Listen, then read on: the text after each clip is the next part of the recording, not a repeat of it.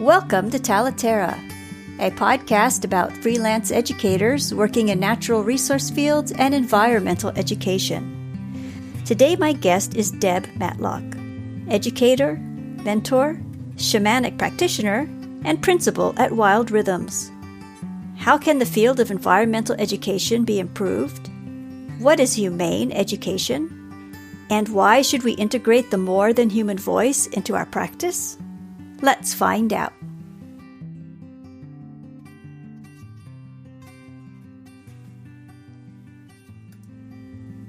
Thank you so much for helping me articulate what independent educators are doing throughout the environmental education field and the natural resource fields. Your work is very interesting. If you could introduce yourself to listeners. Yeah, thank you. So my name is Deb Matlock, and I've been working in the field of environmental education for about 25 years. And in my mind, that I've been doing one job for 25 years. But if you look at my resume and my background, it looks like a whole bunch of different things. But it all points to environmental education and to connecting people to land and wildlife and creating that deeper sense of how we can live on this planet. And so I've done things from work for government organizations to nonprofits to higher education, and also a lot of independent consulting and working as a freelancer and ultimately starting my own business as well. In addition to that, I try to do a lot of volunteer work for organizations that are supporting environmental education. And I've been on the board. I was the past board president of Colorado Alliance for Environmental Education, and I've been on numerous committees with them over the years and trying to devote my time to helping the field to become a little bit up-leveled and more professional, and with the idea that not only does that benefit the educators, but it also benefits the people, but also the educators who are trying to make a living in the field. What could use more attention in the field? That is a great question. I think one of the things that environmental education faces is, in many cases, a high turnover rate. You know, it's a low-paying field and it's a high-demand field, and it's a field that attracts people who love and are passionate about what they do. And so all of those things are potential risks for burnout. But if we keep the field developing itself professionally and creating opportunities for people to move careers through the field and finish one project and have something else waiting for them, or another opportunity to go to a higher place in their organization, or more creative opportunities. So if somebody is leading the same program year after year after year, can we be innovative within the field to create inspiring opportunities? And also with that, theoretically, funding opportunities and security and support that go with innovative and cutting edge programming, and provide those a little bit of a safety net. I think the field needs the institutional knowledge of people who start out as seasonal field educators, but stick with it in all the different capacities and, finish their careers there. I think there's a lot of wisdom that we don't want to lose as a field. Yes, I agree. A few years ago, I went to a conference for outdoor and environmental educators, and there was one session that was all about coping skills, and not coping in the general way we think of coping skills, but coping how to stay in the field of environmental education. And so this was a huge brainstorming session of people in their 20s, very young, passionate, energetic individuals who were very good at what they did. I watched them work throughout that 2-day conference at the residential camp, and they were getting tired, and some of them looked more tired than others. You could see, and I had the sense that some of them were about to leave, and some of them had already left and had to get a real job, but they came back because they really like outdoor education, and that's what they used to do. And so they were attending the conference, and others were, you could just feel it. They were on their way out. And so how do you keep them? And how can they build a life that is not just seasonal work, one short season here, one short season there. And, I could relate to that because I used to be, adjunct faculty way back when, and working, your contracts are only one semester at a time. And that gets old, that gets tiring. It gets Right. frustrating and discouraging.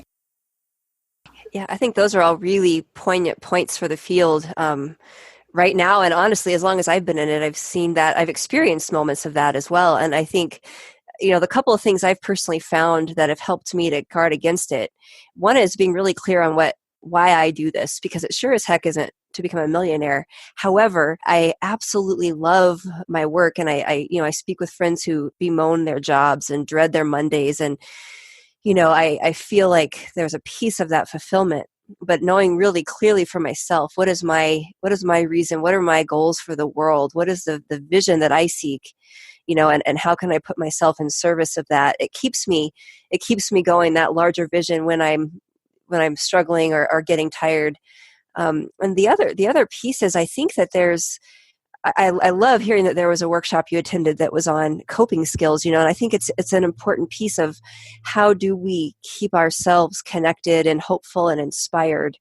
What are our personal care strategies? What is it that we need to do that allows us to still be engaged and active? And is that time outside for ourselves? Is it nature journaling? Is it stepping away for a few weeks at a time and doing something else, and knowing that all of that's okay, because what this field is incredibly ripe with potential and inspiration, and it's also demanding.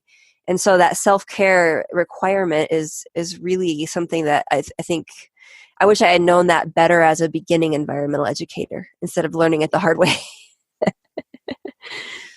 What type of programming do you do? Well, let me back up. Humane education. As I mentioned earlier, started to watch a video at a summit in which you participated. You were on a panel about self-care and wellness. What is humane education's role in environmental education? How do you blend that into your work?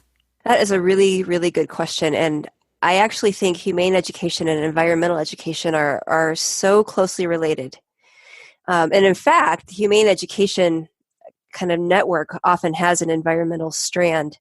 And I would love to see the environmental education network start to have more of a humane strand, and that humane education is the focusing of empathy for other beings. And a lot of times you'll see humane educators come from animal shelters and places like that, where they're completely focused on that kind of education. But I think in environmental education, it's easy to think about big processes and looking at ecological kind of experiences from that removed place of, okay, here's how the water cycle works, here's how the rock cycle works, here's how to measure the pH balance of a stream. And I think where humane education has an interesting component to add is that it brings in the empathy. It's okay to have empathy for the stream, or empathy for that piece of grass, or that animal, or each other. And how do those build together? That overarching, really important knowledge of how it works on this planet and how we fit in, with the heartfelt emotional connections that actually guide our actions. And really, at the end of the day, it's not our scientific knowledge that tells us how to act.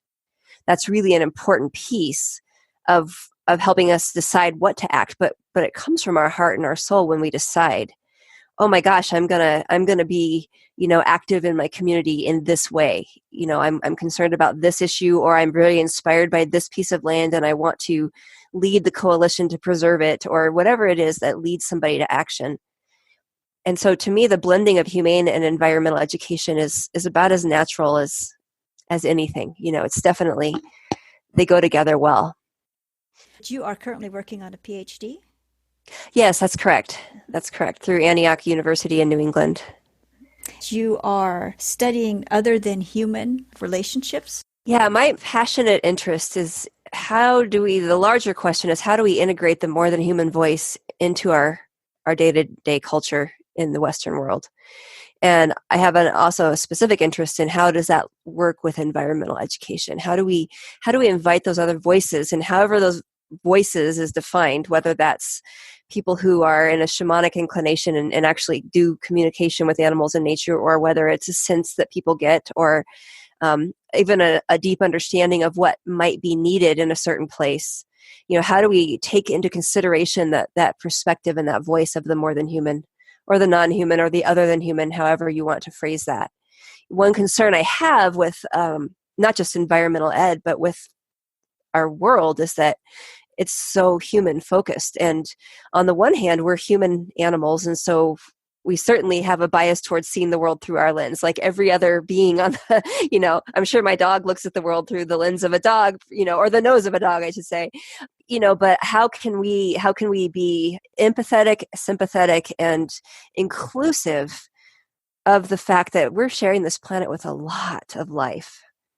And a lot of that life probably has ideas, even if it's not ideas in the way that we have ideas, for what would be the best next action or move or decision. And so that's a fascinating place that I'm very excited about and looking forward to doing more research within. How do you conduct research like that? There is the golden question. I am currently designing my dissertation, and that is a huge piece of my question is what does this look like? Because we have to obviously operate from the human angle, but how do other people experience the non-human world? What are the ways that people feel that they're in communication with? And so part of my research is actually going to be looking into that very question of just in the modern Western world, what are all the ways? I think that we can get very caught in certain ways are the only way, or certain ways are woo-woo, and there's all kinds of baggage that can go with that. But at the same time, I've met so many people from so many walks of life who, when they hear that this is my interest, they have their stories of these, what they perceived as these deep, connective, communicative experiences with non-humans. And so part of what I want to do is collect those stories and let's honor that experience. And perhaps in that piece, we can start to let that be a little more the norm. Are you familiar with the book Plants as Persons, a philosophical botany? I have not read it, but I actually have heard that title. Yeah. Yeah. Yes, I reviewed the book 7 years ago, and it's fascinating. It is really very, very interesting. The author, Matthew Hall, his objective is to encourage humans to change their relationships with plants and to get them to thinking about plants in a different way. And so he wants people to stop thinking of plants as radical others and as being inferior to humans, and to begin thinking of them as other than humans, worthy of respect and moral consideration. Boy, that's exactly it. That's exactly it. And I think it's inappropriate and perhaps dangerous to look at other beings as either less than, or even in some cases, in a reverent way where there's worship that removes us from being in a co-creative relationship with the world around us. I think what's really exciting to me is that, we've evolved together. We're in this co-creative reality of living on this earth with all of its gifts and wonders and all of its challenges that, we're in it together. And I think that conversation, I would love to see more of that conversation in environmental education in years to come. Have you experienced any resistance to this different way of thinking? And what kind of feedback have you received? Yes, there is definitely resistance. And I have a strong sense that as I go deeper into this work, I'll continue to meet, I kind of have two reactions. One is very interested and sympathetic, and people who are chomping at the bit to share their own stories and learn more. And then another side, which is, this is a really inappropriate and dangerous way for the field to focus. And, that if we focus this way in environmental education, then we're out of K-12 schools, or we're not getting EPA funding, or all of these things. And I think all of it is true. And I think one of the beauties of environmental education is that it's a spectrum of interdisciplinary content and experience.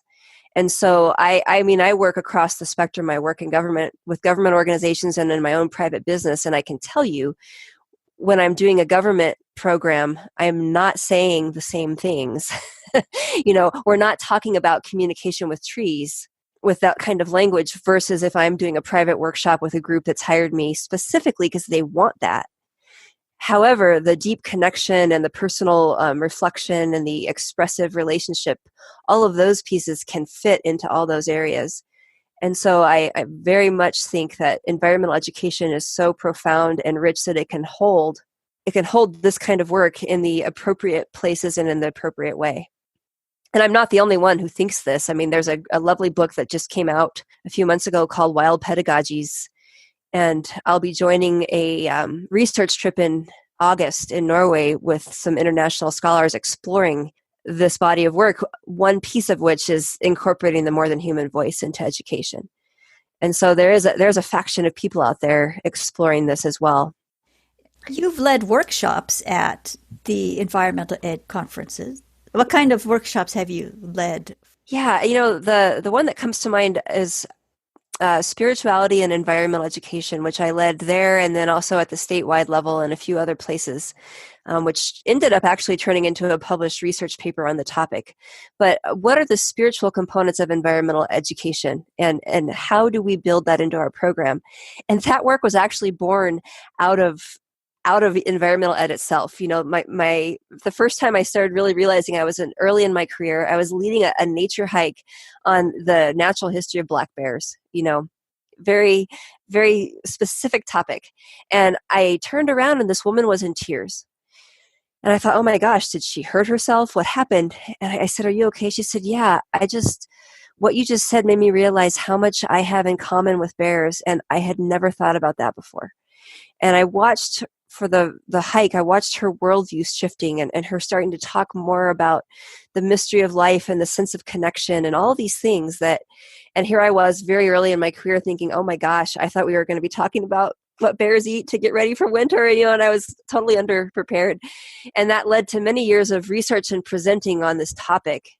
And many other times in the field where I saw similar experiences where I thought, oh my gosh, bringing people and the earth together is so powerful that as environmental educators, we need to be prepared for the fact that for some people, this can be a really transformational experience, even if we think it's just part of our job and we're just leading this quick hike, And so that body of work has been something that I've led at workshops or at conferences several times.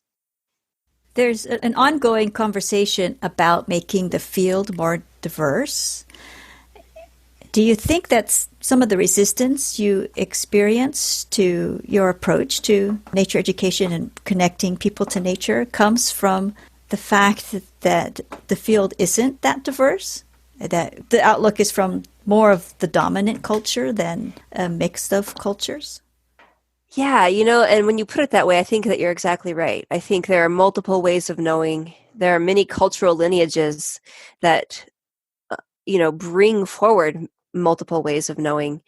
And, I personally think that every person, if we trace our roots far enough back, we've got earth-based cultures in some way in our roots. And so with deep connection that did not include all of the really amazing and cool scientific discoveries and nomenclature that we have today. And so I actually do think that if we go into the spiritual and emotional and expressive angles of environmental ed and we open ourselves to the idea that there are more voices than human, that might actually be a really powerful way for the field to become more inclusive. And I think that can get through language barriers, cultural barriers, religious barriers, all sorts of age group, generational. I mean, there's so many pieces that when it's this kind of a personal approach, I think, yeah, definitely. Mm-hmm. Yeah, because there could be individuals who don't see themselves, in the field. And maybe if there was a different approach offered as a component of the field overall, they might say, hey, that resonates with me. I want to get involved with environmental education. And it's funny you say that because the part of the reason I struck out doing a lot of freelance work and starting my own business was because there were big parts of the field that I related to, but then there was this other work that I really felt called to do. But I wasn't able to do that in some of my consulting work with organizations, and so I think you're exactly right. And I do think there's a lot of environmental education happening in this world that isn't being called that, but it's profound and it's making a difference for people and for their experience with the environment. And I totally agree with that. And I think part of that is the word environmental is very dangerous. Boy, that is true. Years ago I was on a committee in Colorado and we were working on it was pre-environmental literacy plan, but we were trying to get an environmental education resolution passed through our Department of Education. And it did not pass. And the feedback we got was from a couple of people on that committee that they would not support it because of the word environmental. Even though the education and the components, did not necessarily offend their sensibilities, it was that word, that loaded and hot word. And in fact, when we actually worked on our environmental literacy plan in Colorado, which I was the chairperson on that committee, we focused on place-based education for the purpose of trying to be as inclusive as possible and making sure that people knew that this wasn't what to think, it was how to think. It was an opportunity to explore. But yeah, so you're right. And spirituality is another word that's very loaded. So you put spiritual and environmental education together and it's going to shut some people down. Yes, that's for sure. I was reading your explanation about place-based spiritual arts, and you mentioned that no matter where we are on the planet, wildlife and humans share the same sun, breathe the same air, and that sacred places exist literally everywhere. I live in Southern California. There's traffic everywhere. And so one of my first thoughts was, what is spiritual about gridlock traffic? Where do you find that when it takes you 3 hours to travel 80 miles? That is a great question. And Yeah, sorry, go ahead. oh, go ahead. That's actually my question. What is spiritual about gridlock traffic? How do you find sacred places in Right. the mundane, everyday places? Yeah, that is a huge passion of mine. I think there's a lot of excitement and certainly merit in traveling to exotic places and, going to Machu Picchu and having, there's nothing wrong with that. But I have heard so many people over the years say, I need to get away. I need to renew. I need to rejuvenate. I need to connect to my spirituality. I hear these words and I think, oh my gosh, there's a dandelion growing in the crack in the sidewalk right outside the door. That is such an amazing expression of life and, moving towards the sun, and this plant that's here living right now in this place where you think it'd be really hard to be. And sitting with that dandelion for 20 minutes could be a really profound thing. Or if you're sitting in traffic, saying, okay, time to breathe. Let me just count how many birds go by as I'm sitting here. Or let me follow that cloud across the sky as I'm, not moving my car at all because the traffic is so intense. I remember one time being at an intersection where we were sitting there for many rounds of the light changing, and the swallows in the intersection were just diving and diving and going after insects. And the dance of these swallows and the swirling and the patterns, it was stunning. And I thought, wow, if I hadn't been stuck here in this traffic at this intersection, I don't know that I would have taken the time to sit here and watch this. But ever since then, when I go to intersections, certain times a year, I look for the swallows. Like, are they here? Are they coming after the insects? And it prompted me to want to go home and read more about what is it that attracts, so then it became this investigation as well. And so it launched me into this thing that years later, one of my favorite things in the summer and spring is swallows in the intersections. And so I think it's kind of a way of looking at the world and saying, all right, nobody loves traffic. I'd really like to be going through this. However, or wow, I don't want to see people who can't afford to go to exotic places feeling like that they don't have a deep and sacred connection with the world around them. I have a good friend who works for the city of Boulder, and she grew up in the Bronx, and I'll never forget, she told me once that she fell in love with the natural world because of the insects in her stairwell in her apartment building. And Wow. I was moved so much by that because, she as a kid would go and sit and watch the insects crawling around the stairwell. And so that's wildness right there. That's a wild kingdom right there in the middle of a concrete stairwell. Yeah. Oh, wow. That's a story. Right. Yeah. Yeah. Tell us about your programs and the programs that you develop many types of programs, and you work with individuals, you work with animals as well. You've been talking about your connections with people more. What about your connections with animals? What kind of work do you do with animals? Yes, again, spawning out of my time as a field environmental educator, I started to really become curious about our ability to communicate with other animals. Also coming from a childhood where this was something that I did naturally. And then shut down for my teens and 20s because I was pretty convinced had lost my marbles, because that was crazy, and my cultural, voices in my head saying, you're nuts for doing this. What I've learned over the years, though, till now, is that it's a profound opportunity. For example, if a person has an animal companion, to have animal communication opportunities, workshops where people are learning how to do that work on their own.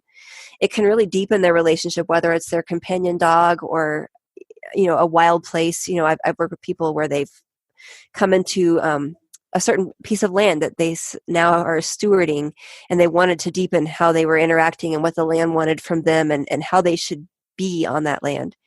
And so I continue to be humbled by that work, because it's bigger than me. I feel like when I do that kind of work, those communication sessions and those workshops, I feel like a messenger.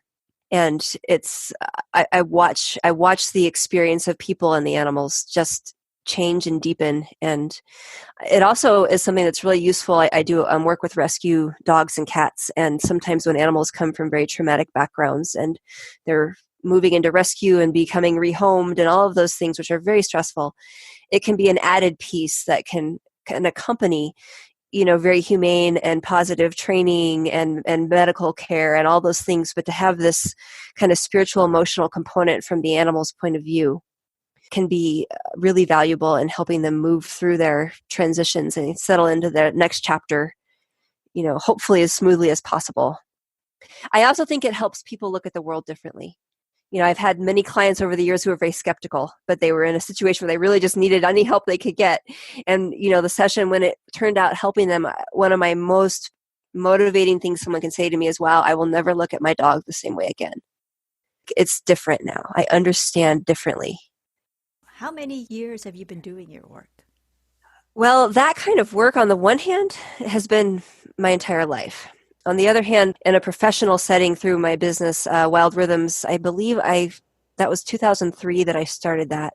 And then that's kind of morphed and ebbed and flowed over the years. It's, very dynamic, and it changes as I change and as I learn more. But that kind of work has been kind of, I would say, probably 15 years. And in my mind, that's environmental education. That's where it gets funny, because it's about how do we live on this earth? How do we interact with other beings? So to me, it all feels like that. It's all environmental ed. I realize that might not be everybody's interpretation of animal communication, but it is all environmental yeah. education. No, absolutely is. How did you start Wild Rhythm? What was the impetus? What made you say, I'm going to do this now? And then what made you say, here, I made this? And then how did you begin to develop your network? Yeah, great question. So I started it because I wanted a place. I was working as an environmental educator, doing work that I loved, but I could feel that I wanted a place, like a container, if you will, to be able to do some of this work that was a little more spiritual, a little bit more edgy in some cases, and then I just wouldn't be appropriate, like we've said earlier, it wouldn't be appropriate to do under certain organizational requirements like government or nonprofits with a mission that was different. So it was the creative part of me that also was wanting to sort of play with my role in environmental ed. How can I push the edges? How can I be experimental and innovative with the field in a way that I don't get creatively stifled? So, okay, to do that, I have to start my own thing. All right, so let's do that. I named it Wild Rhythms. Honestly, that came to me. It was like a spark of insight, because I was thinking, what do I call it? Deb Matlock Consulting. It didn't feel right. And I literally heard a voice say Wild Rhythms, and I thought, oh, that's exactly it. I didn't understand what it meant at the time. It just felt right. I went down, and back then I actually went to the city building. It wasn't so online, and I filed the paperwork with the state of Colorado and made it official. And then I walked out, and I thought, what in the heck is this that I just did? And then over the years, that's become. It was started out as a arts-based environmental education, and kind of moving from there into the more spiritual and into its current iteration, which is the place-based spiritual arts and the animal and nature communication, and a little bit more of the individual life coaching pieces that are near and dear to me now. In terms of the network, that's an ongoing process. A lot of people are from within the environmental ed community, but one of the things that also excites me is finding the communities of people who are yearning for that sense of connection, who feel that affinity but don't have the skills to explore it. And I think that that's something that I took for granted as an environmental educator, was that most people in the field can walk out on a trail and have an experience of some kind. But there are people who want that, but wouldn't know the first thing about starting a nature journal or even being outdoors in a way that was comfortable and safe. Part of me also likes to find those communities of people that are wanting to connect to that natural rhythm in their own lives and explore that. But again, who are not even thinking about environmental education. When you reach out, are you finding people who are already wanting what you have? And how do you find those people? It's interesting, as I find it continues to surprise me in so many different areas, walks of life, whether it's a, business networking group or a, male, female, it doesn't, this yearning is there. This urge for connection is there. It may not always be something that somebody can articulate right away, but what I have found more often than not is when people say, "Oh, so what do you do?" And I start saying, "Well, I focus on sacred nature connection and animal communication," and they're like, "Oh, tell me more." So, there's a lot of people for whom it strikes a chord. There are those that are like, "Oh, well, that's lovely. I actually left my coat. I got to go," and they find another way out. But a whole lot of people from a whole lot of walks of life say to me, "I want to talk to you further." And that to me is the exciting place. It's like, how can we all enliven this part of ourselves and support each other in this journey of being wild beings on this planet and knowing how we fit, and knowing that it's not just us. Mm-hmm. So I actually think there's a swelling coming, that Okay. this is important. Mm-hmm. And so then have you found an increased interest and a swelling as you describe it? Do you feel that there's been a correlation with the rise of technology and gadgets and all that? I suspect that there is. I don't have the data for sure from surveys or whatever, but I definitely think, I hear things from people like, I feel like I'm tied to my phone, or I'm stuck at my computer all day, or wow, this is the first time I've seen the sky in 8 hours, these sorts of things. So I would not be surprised if there's a sociologist or somebody out there doing that specific research, which I'm sure there are, that they're not finding that piece. We talk a lot about it in environmental ed about children and screen time and all that. But I think that the same as, adults experience it as well. The challenge with us is that we have responsibilities that I think that it's harder in some cases for us to find those ways. And one of the things I love to do with folks is say, okay, so let's talk about your life and your daily routine and your schedule and all that. And how can we weave this in without it being one more thing on your already overfilled to-do list? But how can we weave it in so that when you're stuck in traffic, you're watching the birds, like those little moments of rich quality that could change the way the day feels. Your work then with people is more, you go to them and you work with them in their environment, or do you lead classes in very specific types of venues?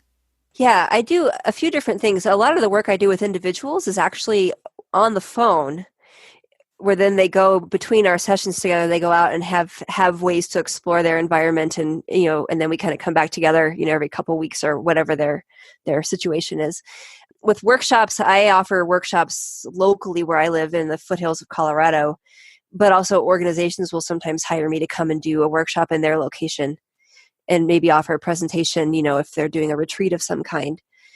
And then, sometimes I work with people individually. So if somebody wants a day-long retreat for themselves, we can figure out the location based on where they are and where I am and all those logistics. What I really love is the empowered piece of how can I help people, even if I'm never going to be where they are? How can I help them so that when they go out, they are experiencing their place in a way that is just deeply connected?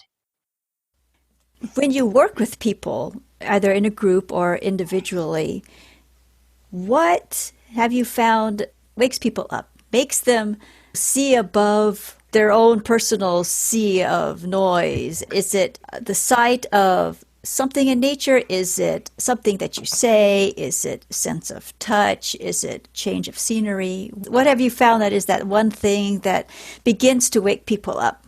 And then from there you can guide them further. I think there's kind of two pieces to that. One is a rhythm.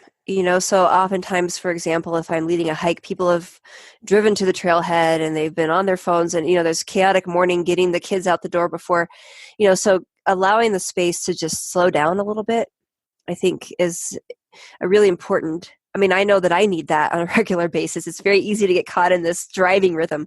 So I think slowing the pace is very important. The other piece is leaving space for people to find what they are feeling most attracted. Whether it's they're really called to explore tree bark, or they're really interested in the sky and the clouds. So I like to create space within the programs for some time off alone.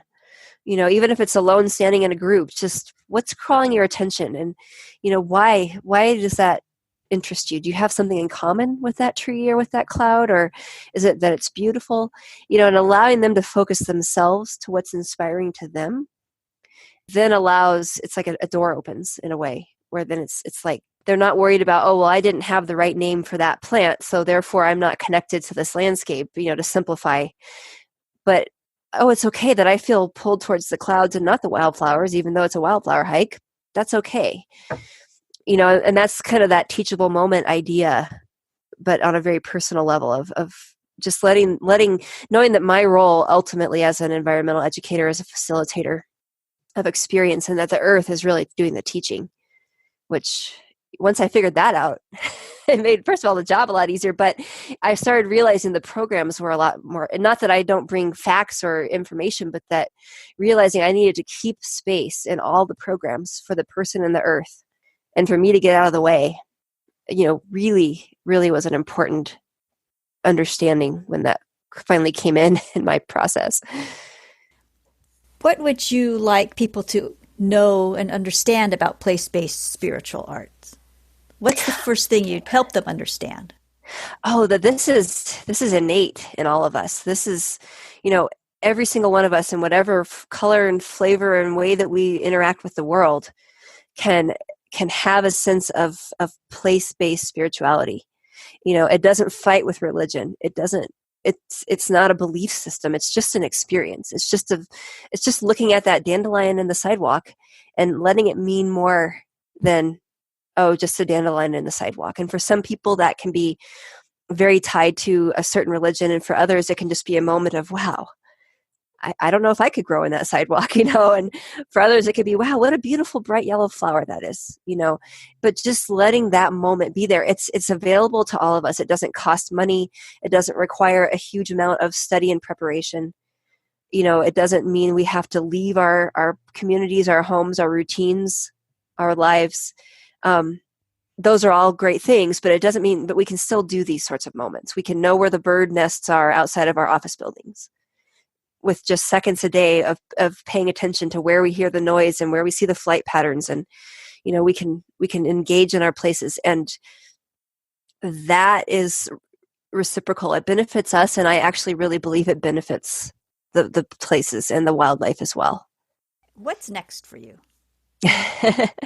I love those kind of questions. The very first thing on my plate is I want to finish my dissertation exploring the more than human voice in our culture and in our education programs.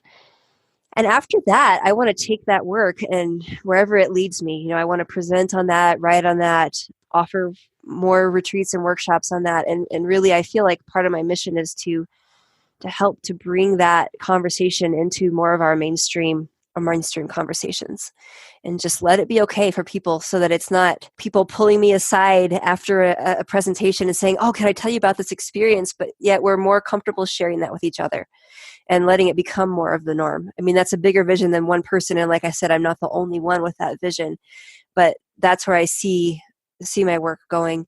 The other thing with environmental ed is I feel like it's a career path that has guided me. So I'm also very open for what that next step also might look like, what shows up. It's an organic career path in my experience. So Thank you, Deb, for your time today. Is there anything that you'd like to say that I didn't ask, or that you would like to tell listeners? I mean, first, I want to say thank you for exploring the freelance education phenomenon. I think it's a really important part of environmental ed. It's a place where a lot of innovation and creativity can happen within the field. Mm-hmm. And it also allows environmental ed to reach wider audiences. If people are in communities, they can go do work with all kinds of different groups that maybe there isn't a nature center or something nearby. And it's also something I would want to say to listeners. If somebody's considering becoming a freelance environmental educator, I would say go for it. It's a creative process. It's not necessarily going to bring millions of dollars, but I don't see why it couldn't. And it's one of those things that really allows us as individuals who are called to this work to say, okay, what is my offering? How can I really contribute to the field? How can I really make a difference? What is the unique way that I do it? That, like you were saying, your work with plants, what is that place where my heart comes alive and I feel very inspired to share? And I recommend a lot of folks, even if they have other jobs as well, to do this because of all of those reasons. And I know it's one of the things that's helped me with longevity in the field, because it's something that I can keep recreating and keep myself inspired too. So the field needs it, so go for it, everybody.